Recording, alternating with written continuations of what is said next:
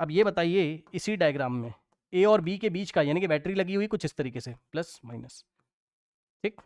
तो इस पॉइंट का पोटेंशियल अगर VA है तो इस पॉइंट का भी पोटेंशियल कितना हो जाएगा VA। अब यहां से VA तो इसका भी VA, इसके हर एक पॉइंट का VA क्योंकि कोई भी इलेक्ट्रिकल कंपोनेंट नहीं आ रहा है तो इसका भी VA। अब यहां से VA तो इसका भी VA, ठीक। अब बी पॉइंट का पोटेंशियल आप 0 मान सकते हैं, 0 मान लीजिए या VB मान लीजिए। तो यहां पे देखिए VB, तो VB यहां तक VB, ठीक। और इस पॉइंट का भी यहां तक जाते तो यहां पर भी VB, ये ऐसा, ठीक।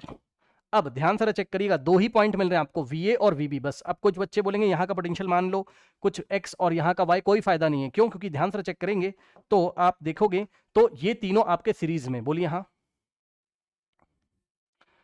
ये तीनों आपके सीरीज में। कैसे पता चला? यहां से कोई चार्ज अगर भेजोगे तो वही इसमें से भी जाएगा, वही इसमें से भी जाएगा, वही इसमें से भी जाएगा। करंट को भेज के देख लीजिए, करेक्ट। तो ये तीनों अगर सीरीज में हैं तो इनका क्या आएगा? सबसे पहले तो वो सेट करो। देखो यहां हमने बनाया VA और यहां हमने बनाया VB, ठीक। तो अगर आप देखोगे तो ऑरेंज कलर से इन तीनों को मैं ऑरेंज कलर से सीरीज में दिखा रहा हूं। C+C+C कितना हो जाएगा हमारे पास? C/3। भाई C इक्विवेलेंट इन सीरीज कितना आता था? अगर सभी के सभी आपके क्या हो, आइडेंटिकल हो तो C/N आता था।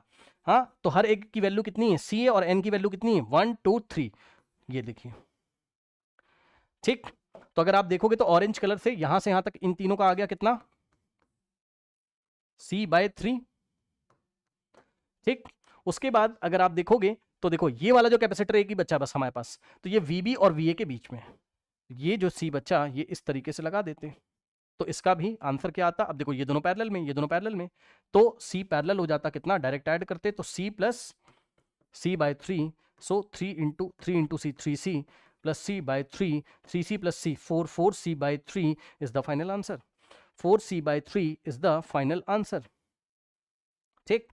तो यही हमारे पास A और B के बीच में इक्विवेलेंट रेजिस्टेंस इक्विवेलेंट हो जाता है ना, यानी कि आंसर में कुछ इस तरीके से हमें दिखाई पड़ेगा। ये पॉइंट A होता VA और ये पॉइंट B होता VB, और इन दोनों के बीच में जो इक्विवेलेंट कैपेसिटेंस होता वो होता कितना? 4C/3। समझ में आई बात? इस तरीके से किया जाता है, करेक्ट। इसको नोडल एनालिसिस भी बोलते हैं। अब हम इसके बारे में हम डिटेल में अब इसके बाद पढ़ेंगे हम व्हीटस्टोन ब्रिज। यही सारे टॉपिक आपके करंट इलेक्ट्रिसिटी में फिर से आएंगे, तो बार बार जब रिपीट करेगा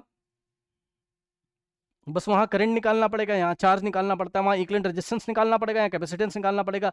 इक्विवेलेंट रेजिस्टेंस के जो फॉर्मूले हैं वो कैपेसिटेंस के जस्ट ऑपोजिट हो जाएंगे, मतलब यहाँ जो सीरीज में होगा वहां वो पैरेलल में होगा, वहां जो सीरीज में होगा यहाँ पैरेलल में, इस तरीके से, समझे?